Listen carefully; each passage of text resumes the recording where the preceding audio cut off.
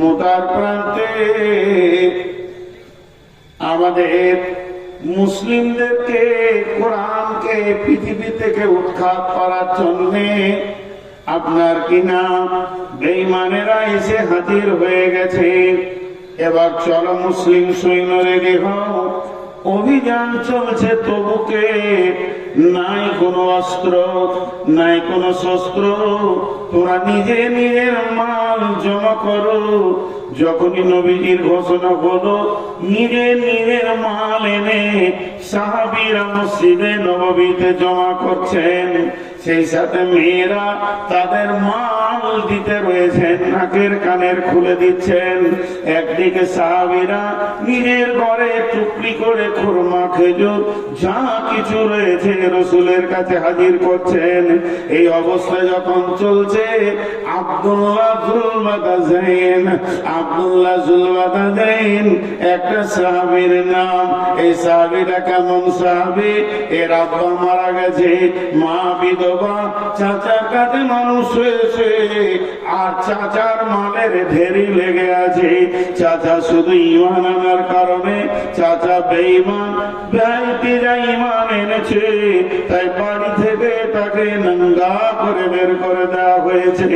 তাকে এমনকি একটা লুঙ্গিও দেওয়া হয়নি। ওই ছেলেটা যখন বের হয়ে যায়, মা একটা কম্বল ছুঁড়ে দিয়েছিল, অর্ধেক কম্বল কোমরে পড়েছে, অর্ধেক গায়ে। রাসূলের দরবারে হাজির হয়েছেন মসজিদে নববীতে।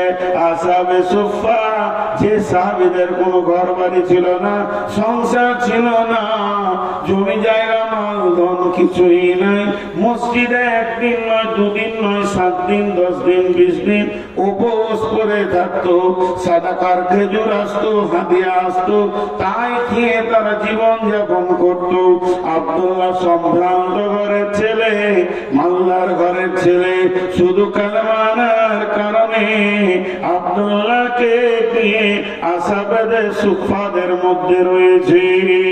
আর যখন মসজিদ নববীতে মালের ইবাদত শুরু হয়ে গেছে, দানের ইবাদত শুরু হয়ে গেছে, ইয়া রাসূলুল্লাহ আমারটা নেন, ইয়া রাসূলুল্লাহ আমারটা নেন। আব্দুল্লাহ একবার করে উঠছে, একবার করে বসছে, মনে মনে ভাবছে, গায়েরটা দিলে গা খালি, নামটা দিলে পাছা খালি, আমি কোনটা দিব রে? আজকে কি এই প্রতিযোগিতায়, এই লিস্টে কি আমার নামটা আসবে না? একটা খেজুরও নাই, জয়মালের উপরে খেজুরটা রেখে দি। এত আফসোস, মনের ভিতরে জোয়ার ভাটা চলছে। এমন সময় আব্দুল্লাহ থাকতে না পেরে রাসূলের কাছে এসে হাজির হয়ে গেলেন। ইয়া রাসূলুল্লাহ, ইয়া হাবিবাল্লাহ, আজকের মালের প্রতিযোগিতাতে আমি আব্দুল্লাহকে শরীক হতে মন যেছে, কিন্তু আমার কাছে কোনো মাল নাই যেটাকে দিয়ে আমি শরীক হব। অনেক ভেবে চিন্তে একটা জিনিস খুঁজে পেয়েছি। দয়ার নবী গো, যদি আপনি কবুল করলেন তো কাজে লেগে যায়। বলে কি? বলে আমি আমার জানটাকে আল্লাহকে দিয়ে দিতে চাই। বিশ্ব নবী বললেন, আব্দুল্লাহ কবুল, তুমি রেডি হয়ে যাও। এবার তবুকের ময়দানে যখন সৈন্যরা যেতে শুরু করলেন, আব্দুল্লাহকে রাসূলের কাছে দোয়া নিচ্ছেন, ইয়া রাসূলুল্লাহ আমি অভিযানে বের হয়ে গেলাম। বিশ্ব নবী আব্দুল্লাহর ঘাড়ে হাত রেখে বললেন, আল্লাহ আমি আব্দুল্লাহর রক্তকে বেঈমানদের জন্য হারাম করে দিলাম। আব্দুল্লাহ চিৎকার মেরে কেঁদে উঠে বলছেন, ইয়া রাসূলুল্লাহ আমি তো শহীদ হওয়ার জন্য এসেছি, আর আপনি যদি আমার রক্ত হারাম করে দেন তাহলে আমি কেমন করে শহীদ হব? দয়ার নবী গো। এমন সময় বিশ্ব নবী বলেন, আব্দুল্লাহ রে, ইসলামের ব্যাপারে তোমার যা ত্যাগ আছে, তুমি বিছানায় মরলেও শহীদের দলে উঠবে। ওই আব্দুল্লাহ তবুকের প্রান্তে খোলা আকাশের নিচে কয়েকদিন মহারা থাকার কারণে কঠিন জ্বরে আক্রান্ত হয়ে জীবনের মতো পৃথিবী থেকে বিদায় নেন। আল্লাহর নবী আব্দুল্লাহ জানাজা পড়লেন, আব্দুল্লাহর লাশকে কবরে রাখলেন, আর আল্লাহকে বললেন, রাসূলুল্লাহ, আজকে রাত্রি পর্যন্ত আমি আব্দুল্লাহর উপরে রাজি ছিলাম, তুমিও রাজি হয়ে যাও।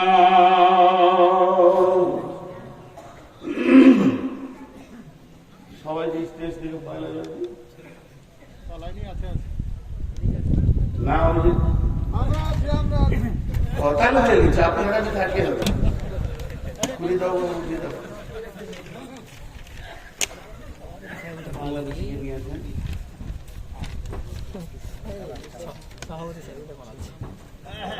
আমার 12টা পর্যন্ত না, 12টা পর্যন্ত, তারপরে কিছু খাতে কালেকশন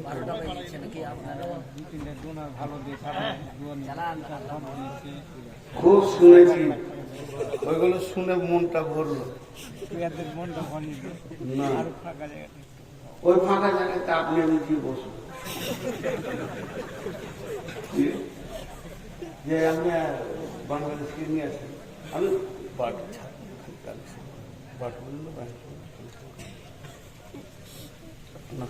আনেন, ওরা সহ পাওয়াটা পরে বাংলাদেশে 1.5 ঘন্টা লাগে, আর আমরা ঘুমতে ঘুমছি তৈরি।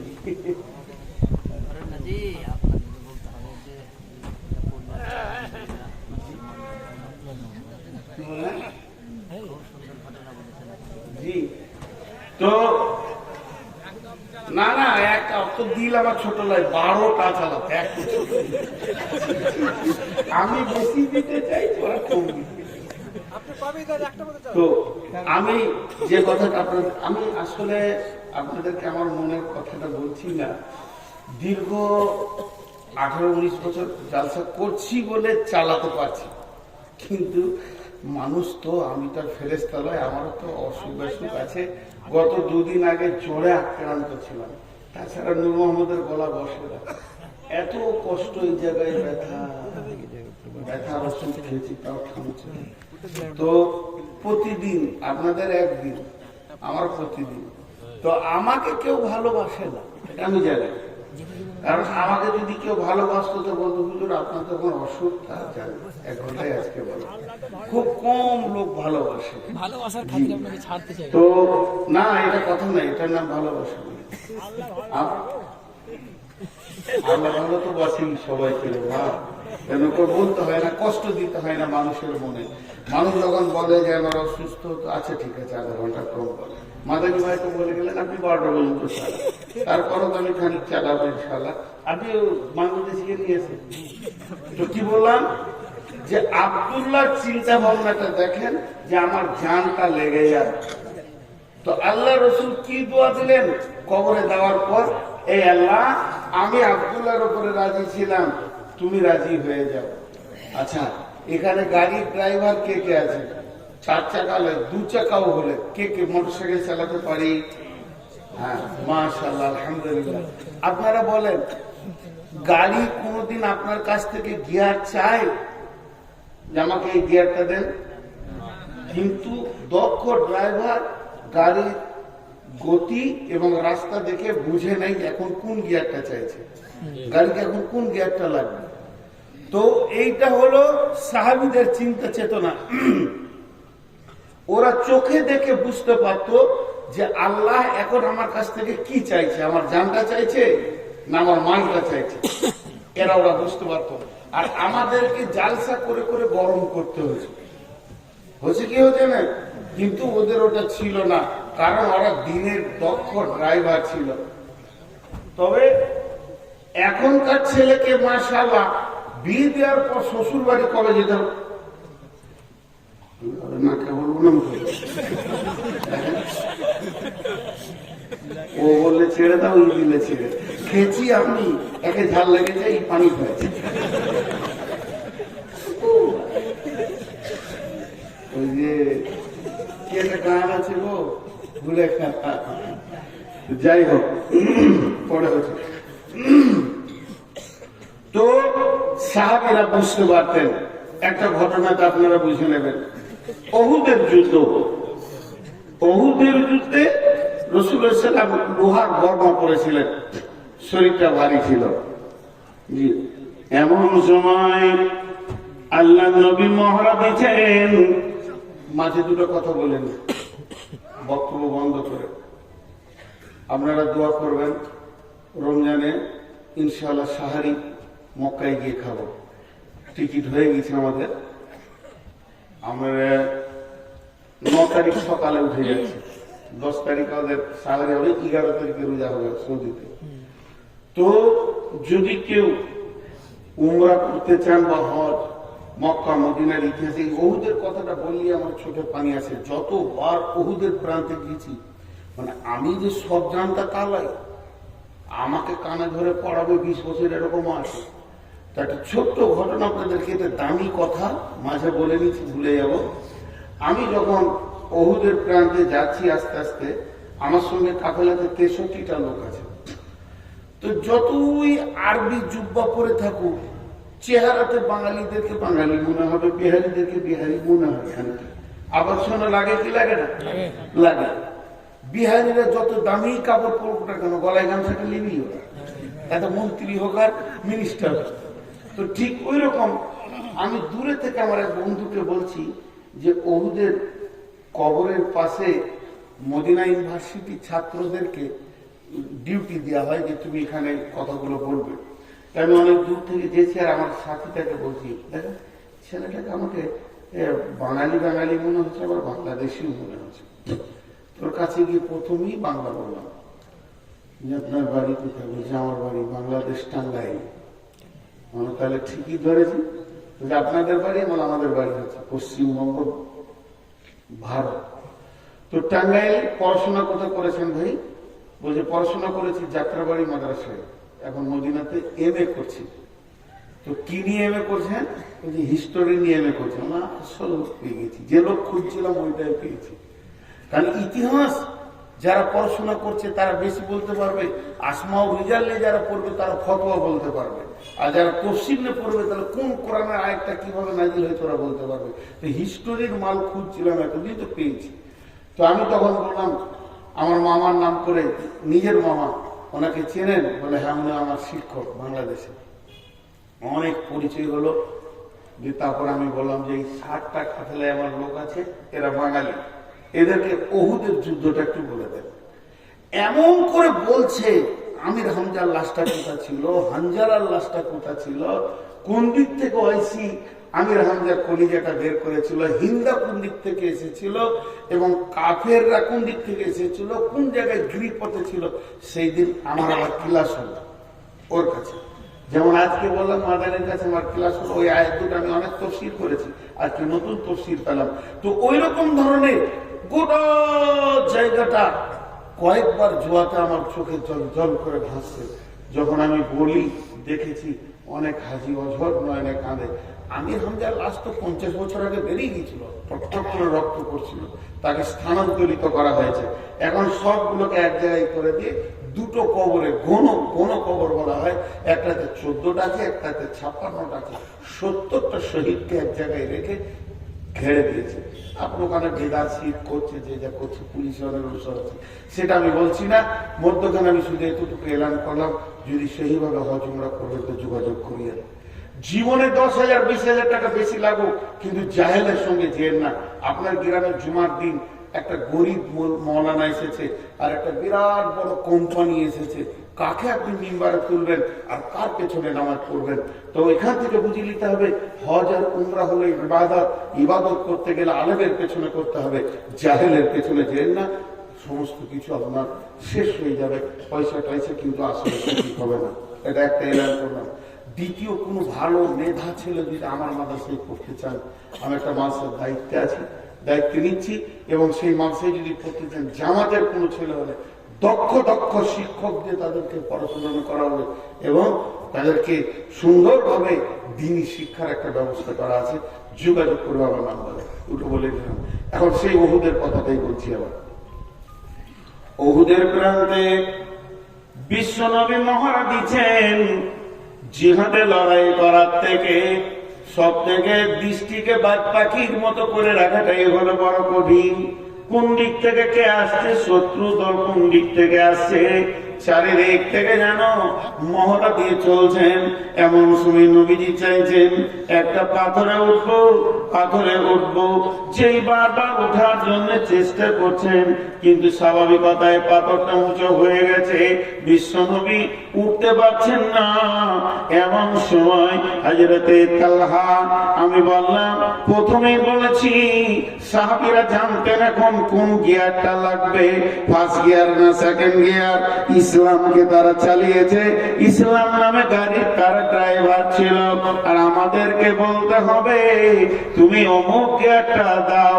বন্ধুরা আমার, হযরতে তালহা দেখে নিলেন নবীজি পাথরটাই উঠবেন কিন্তু পারছেন না, শরীরটা লোহার বর্মা জামা পরে নিয়ে ভারী হয়ে গেছে। তাই হযরতে তালহা পাথরটা নিচে গিয়ে শুয়ে গিয়ে বলছেন, ইয়া রাসূলুল্লাহ, আপনি আমার বুকে পা রেখে পাথরে উঠে যান।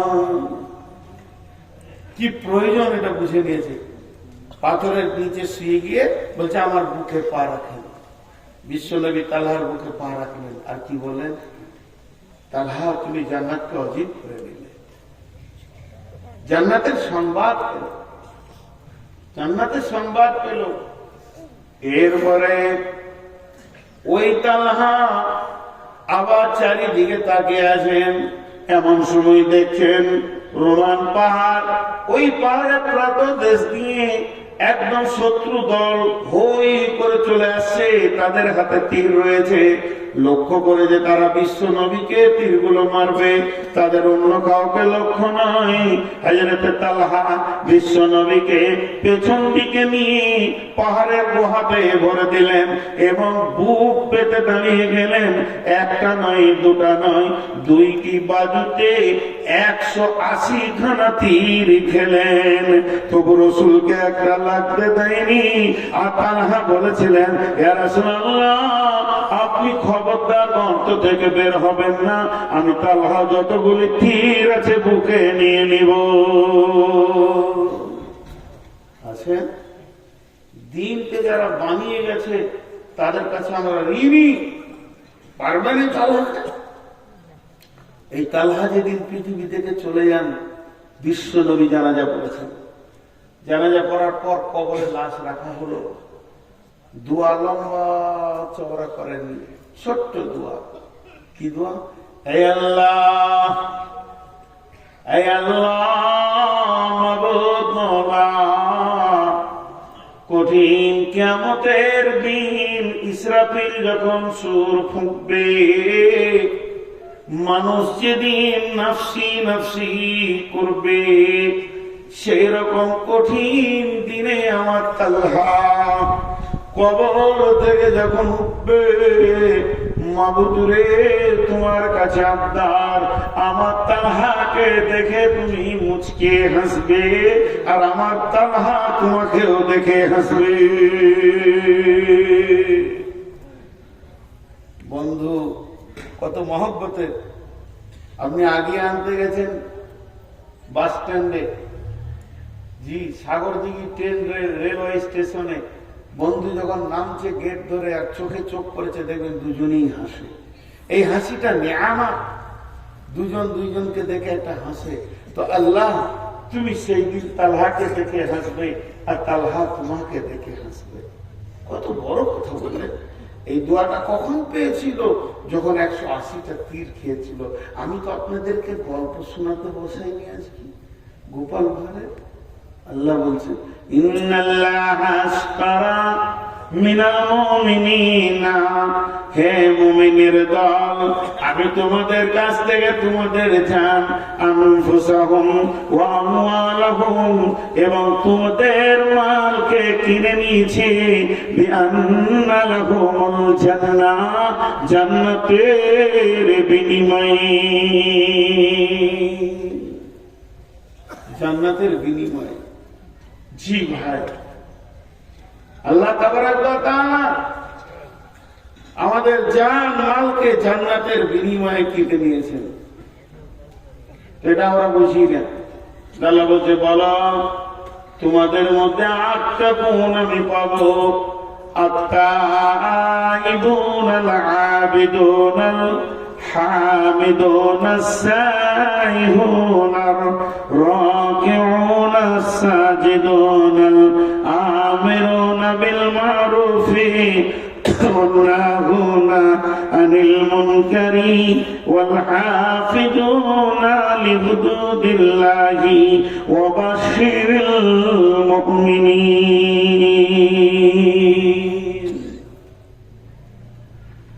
আল্লাহ মুমিনদেরকে সুসংবাদ দিলেন তোমাদের 8টা গুণ হতে হবে, এই গুণগুলো যেন তোমাদের ভিতরে থাকে। আত্তাইবুন, তোমরা তওবা করনে वाला হয়ে যাও, গুনাহ হয়ে গেছে তওবা করো, আল্লাহর কাছে কাঁদো।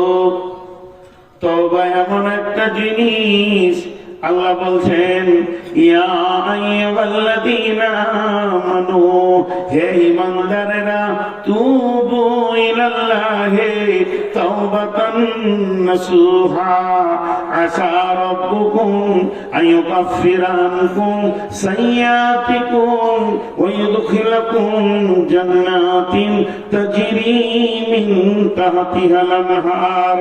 হে ঈমানদারেরা, তোমরা তওবা করো, প্রতিজ্ঞাবদ্ধ তওবা নাসুহা, ওই তওবাটার ভিতরে এমন ইখলাস থাকবে, এমন প্রতিজ্ঞা থাকবে, যখন তুমি তওবা করবে তখন অন্তত নিয়ত করবে যে জীবনেও এ গুনাহ দ্বিতীয়বার করব না। তোমরা তওবা করনে वाला হয়ে যাও। তুবু ইলাল্লাহি তাওবাতান নাসুহা, আসা রাব্বুকুম আইয়ুকাফিরা আনকুম সাইয়্যাতিকুম ওয়া ইউদখিলাকুম জান্নাতিন তাজরি মিন তাহতিহাল আনহার। আশা করি আল্লাহ তোমার জীবনের গুনাহগুলোকে শুধু মাফ করবেন না, নেকিতে পরিণত করে দেবেন এবং এমন একটা জান্নাতে ঢুকাবে যে জান্নাতের নিচে কুলকুল করে নদী বইছে।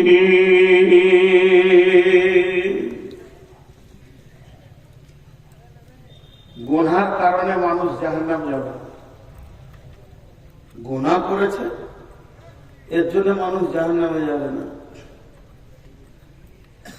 কিয়ামতের মাঠে ধরেন আমাকে জাহান্নামের ফেরেশতা টানছে, যদি গায়ে বল থাকে একটু মার থাপড় অর্থানে জাহান্নাম কেন নিয়ে যাবে তুই? তোর বাপের জান্নাত, জান্নাত তো আমার, তো আমার আল্লাহর জান্নাত। আল্লাহ বলে কি, বলে তোমার ফেরেশতাকে ধরেছে। বলে কেন? বলে জাহান্নাম যেতে হবে। আল্লাহ বলল যা জাহান্নামে। যদি বান্দা জিজ্ঞেস করে কেন যাবো, আল্লাহ বলল গুনাহ করেছিস ওই জন্যে। আমি এটা বুঝানোর জন্য বলছি, ভাবিয়ে না যে কোরআনের আয়াত বলছি। আল্লাহ বলছে জাহান্নাম যা, তোকে ফেরেশতাতে টানছে। তো আমি বলছি কেন? আল্লাহ বলছে গুনাহ করেছিস তার জন্য। এবার যদি আমি আল্লাহকে বলি, আল্লাহ আপনি বলেছেন ইন্নাল্লাহা গফুরুর রহিম, নিশ্চয়ই আল্লাহ জবরদস্ত কঠিন গুনাহকে মাফ করনে वाला।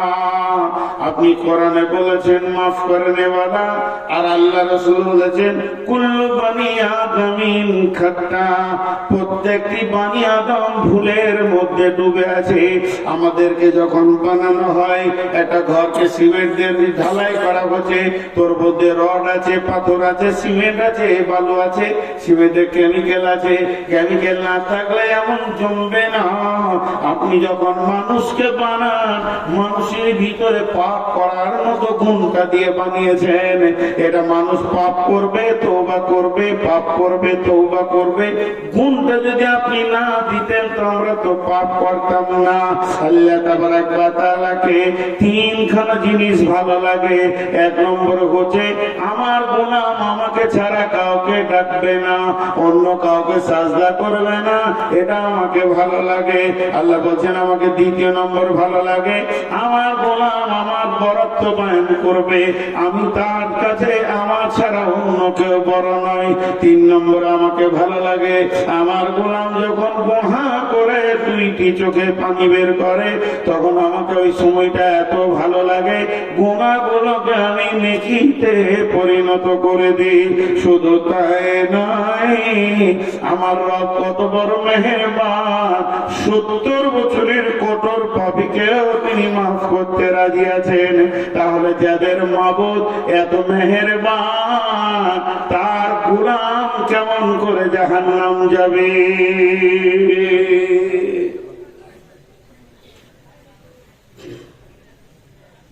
জলপাইগুড়িতে জালসা করতে গিয়েছি, জীবনের 2টো জালসার ইতিহাস আপনাদেরকে শোনাই, 30 সেকেন্ড লাগবে। আপনাদের জালসা স্টার্ট হয়েছে কখন? আসর পর। ওদের জালসা স্টার্ট হয়েছে ফজরের 1 ঘন্টা পর। স্টার্ট বিসমিল্লাহ হলো, তার আগে মাইকি বাজে না। আর একটা ঝাড়খণ্ডে গিয়েছিলাম ওই রকম। তো আমাকে অনেক রাতে দিয়েছে, লোক ঢুলছে। আচ্ছা ঘুম ভাঙানোর ওষুধ কি? কিছুই খুঁজে পেয়েছি না। একটা একটা করে জাগানো যায়। আমি শুরু করে দিলাম উল্টা দিকে জালসা। উল্টা জালসা শুনেছেন? আমি বললাম বিসমিল্লাহির রহমানির রহিম। আল্লাহ তাবারক ওয়া তাআলা কালাম পাকের মধ্যে বলছেন নামাজ পড়তে হবে না, রোজা রাখতে হবে না, হজ করতে হবে না, যাকাত দিতে হবে না, জেনা করো, ব্যভিচার করো, বেপরদা থাকো, সুদ খাও, জুয়া খেলো, লুটে লাও, মার্ডার করো, রাস্তায় রাহাজানি করো, ছিনতাই করো, যে যাকে পারবে মারো, লুটো, গাঁজা খাও, মদ খাও, কিছুই হবে না। তারপরও তুমি জান্নাতে যাবে শুধু আল্লাহর একটা হুকুম মেনে নিলে। সব জেগে গেছে। কোন মুরগিরে? এক ধাপ থেকে সব হালাল হয়ে গেল। আচ্ছা হালাল ওদেরকে তো মজা লাগছে কি সব হালাল, হারামকে হালাল করে দেবে। আমি একটা খালি আল্লাহর হুকুম মেনে নিবে, জান্নাতুল ফেরদৌস পেয়ে যাবো। তো আমার সামনে এক মুরব্বী পান খেয়েছিল, ও পান চিবানো বা দেন করেছে। কি জালসা হচ্ছে? তো শেষ কালে আমাকে বলছে বাপজি আমি 70 বছর বয়সে এমন জালসা শুনিনি। যে এত গুণা করার পরও সে জান্নাত যাবে আল্লাহর একটা হুকুম মানলে। কোথায় আছে বাপ? তা বলো কোরআন শরীফে আছে। তো আরো সহ্য হচ্ছে না। তখন বলছে কোন সূরাতে? সূরা রহমানে। কোথায় আছে? বিসমিল্লাহির রহমানির রহিম। ইয়া মা'শারাল জিন্নি ওয়াল ইনসি ইন ইসতাতা'তু আন তানফুযু মিন আকতারিস সামাওয়াতি ওয়াল আরদি ফানফুযু লা তানফুযুনা ইল্লা বিসুলতান ফাবিআইয়ি আলাই রাব্বিকুমা তুকাযযিবান। আপনারা উত্তর দিন তো। যে ঠিক উত্তর দিতে পারবে 1000 টাকা লিখবে। কালো কালিতে লাল লেখা হবে? কালো কালিতে লাল লেখা হবে? হবে। কালিটা কালো, বানানটা লাল হবে না? হবে। আচ্ছা তেমনি এটা রাত না দিন?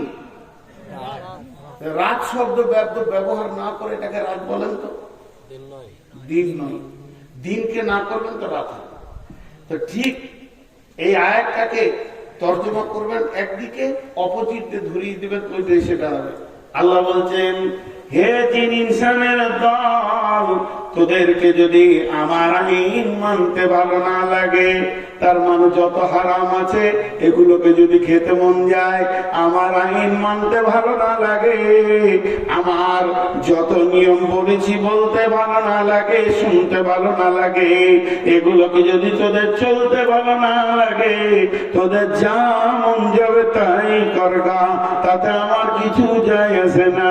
তবে তোদেরকে একটা কাজ করতে হবে, আমার আবার রাজ্যের বাইরে গিয়ে বাসা বাঁধতে হবে। বুড়াটা তো বুঝি কোথায় যাবো বা? আপনি ভারতবর্ষের আইন মানবেন না, ভারতের মাটি ছেড়ে দেন, সরকারের আমাদের কিছু যায় আসে না। আর ভারতের মাটিতে থাকতে গেলে আইন মানতে হবে। তো আল্লাহর জমিনে যদি থাকতে হয়, আল্লাহ বলছে আমার আইন মানতে হবে। যদি আমার আইন মানতে ভারী লাগে, তা আমার মাটিটা ছেড়ে দে পারে। কোথায় যাবো বা? যাবার যদি জায়গা না আছে তাহলে মানতে হবে। তেমনি আমি বলছি, পৃথিবীর কোন ব্যক্তি গুনার কারণে জাহান্নাম যাবে না। কিয়ামতের মাঠে আমি নূর মুহাম্মদকে ধরেছে ফেরেশতাতে। এগুলো কৌতূহলী কথা, এগুলো বলবেন না বুখারী মুসলিমের কথা, এর ভিতরে যুক্তি আছে, কৌতূহলী কথা। আমাকে বলছে ফেরেশতা জাহান্নামে চোর, আমি আল্লাহকে বলছি মাবুদ জাহান্নামের ফেরেশতা ধরেছে। আল্লাহ আমাকে জিজ্ঞেস করছে কেন? আমি বললাম ফেরেশতা টানছে বল জাহান্নাম চ। আল্লাহকে আমি বলছি কেন? আল্লাহ বলে গোনার বান্দা রে, তুমি গুনাহ করেছো, তুমি গুনাহ করেছো।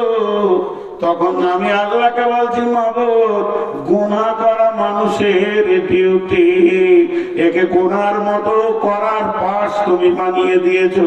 অতএব আমি আমার ডিউটি ঠিক করেছি, মাফ করার ডিউটিটা তো আপনার। তাহলে ডিউটিতে ফাঁকি কাজ চলছে। এর জন্য আল্লাহ তাবারাক ওয়া তাআলা কি বলছেন? তুবু ইলাল্লাহি তাওবাতান, আল্লাহ তাওবাতান নাসুহা। আর মুমিনের সিফাত বলতে গিয়ে বলেন তোমরা তওবা করনে ওয়ালা হয়ে যাও। আত-তাইবুন, সারা পৃথিবীর মানুষ গুনার কারণে জাহান্নাম যাবে না, বরং তওবা না করার কারণে জাহান্নাম যাবে। কথাটা বুঝে বললাম? কিসের কারণে জাহান্নাম যাবে? তওবা না করার কারণে। ছোট একটা উদাহরণ দিব।